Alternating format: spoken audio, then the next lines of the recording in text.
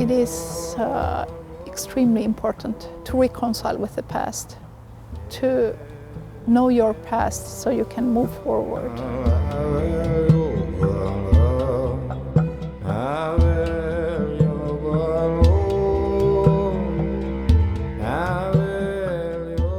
In Finland there is this general narrative that in the side of history we are somehow the good guys. We were the first ones to give women the right to vote. There is an early land reform, there has been free education.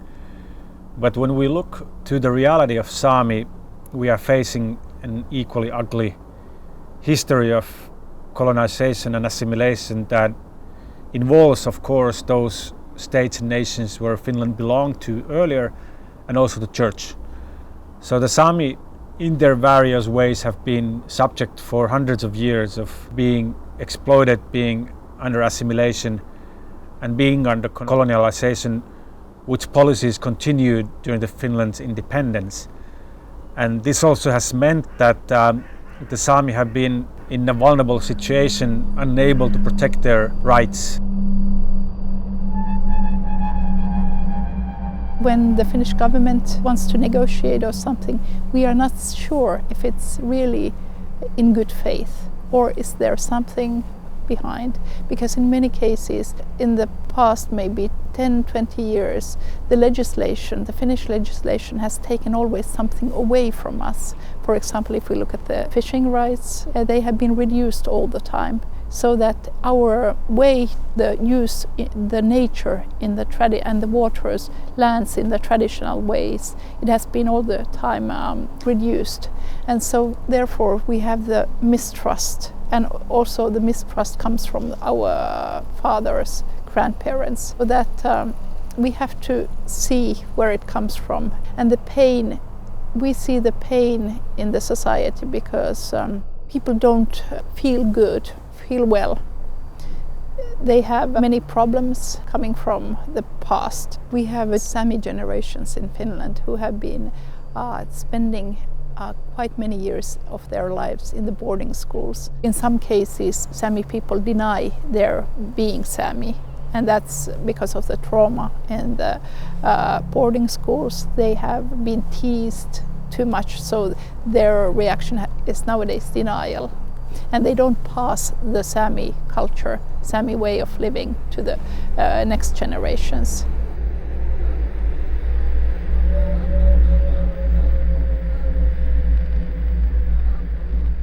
So if we just take the part of this legacy, which is the history of the boarding schools, any parent can imagine what it means that if your child is taken at the kindergarten or preschool age out of the home and is able to see the parents only maybe twice a year.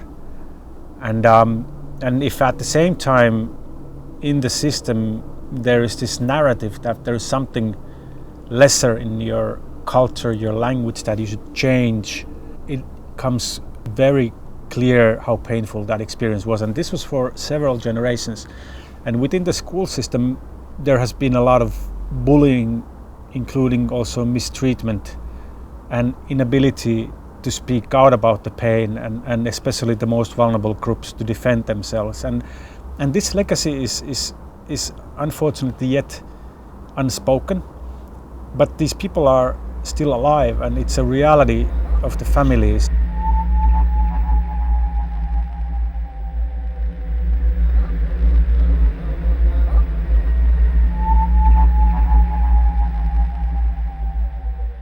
Finnish Sámi Parliament made a proposal to the Finnish government about the Truth and Reconciliation Commission for the Sámi here in Finland. And along with the Truth and Reconciliation Commission, we have developed reconciliation studies for Sámi people and the authorities to prepare for the process and learn how to reconcile in everyday life. So the experience of the Truth and Reconciliation Commissions and process among the indigenous peoples are very mixed. Unfortunately, there has been a lot of disappointment towards those processes that focus on commissions. So we came up with this idea that in Finland with the Sámi we should have actually 3 complementary tracks to the Truth and Reconciliation process. So obviously in this kind of historical transition where the assimilation and colonization policies have to be reviewed and there is truth to be established, a commission is fit for that purpose. So the second tier was to focus on what we call insider reconcilers, people who come from communities who potentially can lead reconciliation. So this track of insider reconcilers can be supported through education means. These people have tremendous skills, but they can also be enhanced and they can be given a variety of skills, and they can create a community that supports each other in thinking through how these different types of conflicts can be reconciled and mediated. And the third level in this process design was the psychosocial healing, that when there is such a significant long legacy and clear existence of intergenerational pain, unspoken things that burden the realities of families without the space for individual and collective healing, it's very hard to see how a community can move beyond the trauma and actually a personal transformation. How can that happen?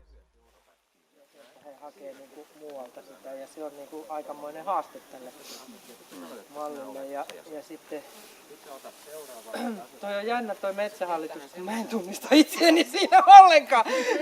Se oli mulle tässä yllätys. Saanko mä sanoa? I think that those who went through the training, they see how important it is to have that kind of a Truth and Reconciliation Commission, and how crucially important it is to have the reconciliation skills that you can practice every day in your life.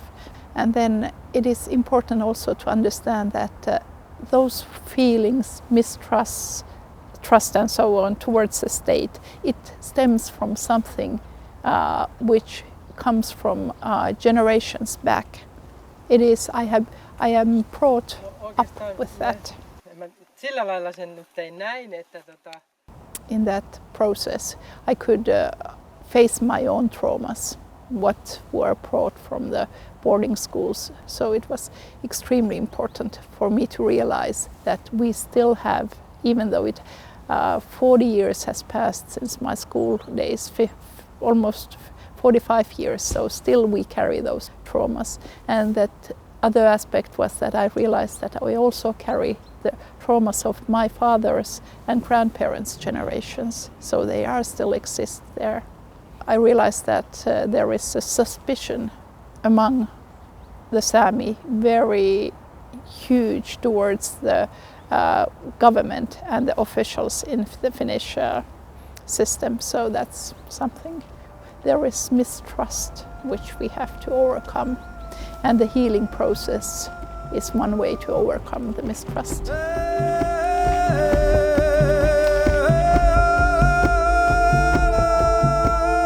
It was very encouraging to see how the Sámi experts themselves came on board, eventually then have been leading the design of this 3-track approach. Would this then eventually be the structure? It is quite interesting to see, because the indigenous communities also have their own unique set of healing practices. They have their own traditions that often have been suppressed or hidden, and within this kind of 3-track approach you can also empower those traditions to be brought into surface, shared and actually used in practice, and that itself becomes an element of healing and transformation.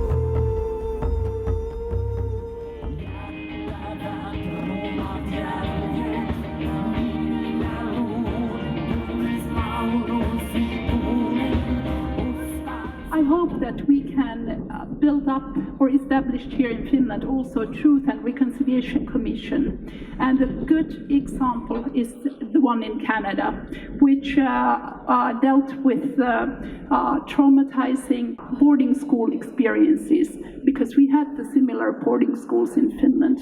For example, myself, I went for 1 year in a boarding school, and that then the Truth and Reconciliation Commission would hear people, and there would be also healing for the people who are traumatized, who are carrying the intergenerational traumas. So I hope that this future government in Finland would give us possibility to heal the Sámi society. I think only a small number of the Finns currently still understand what it is all about. So a process, a reconciliation process, requires from those who were mistreated trust to the process that they can open up what they have experienced, and from the state and those representing state, they have to accept that it is quite painful to listen to what has happened and let that sink in. A lot of this reality is still hidden and unacknowledged, and therefore also adds to the mistrust among the Sámi towards the state. So there is this historical legacy, the feeling of untruthfulness in terms of what has happened, and therefore also an additional layer of distrust and fear that this policy continues. And therefore also the loop towards starting the process, trusting the state enough to move into the process, is complicated and requires time.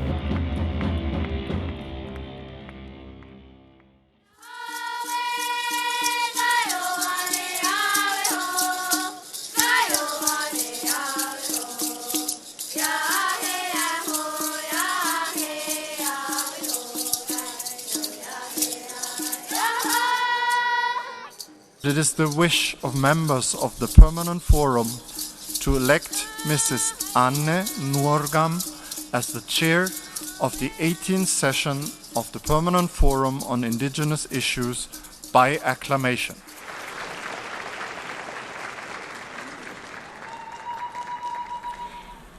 Global histories of colonialism, exploitation, and dispossession continue to undermine and undervalue our traditional knowledge. We need to ensure that our educational practices, languages, environmental conservation and management is acknowledged and respected globally, not only by governments but by all peoples. Understanding the past and seeking reconciliation is an important part of these efforts.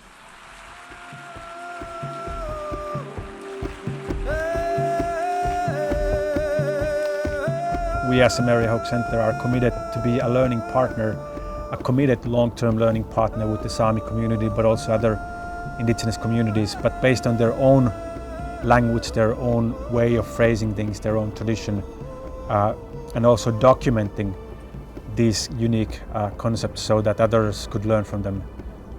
That I think is a deep meaning and meaningful purpose for us.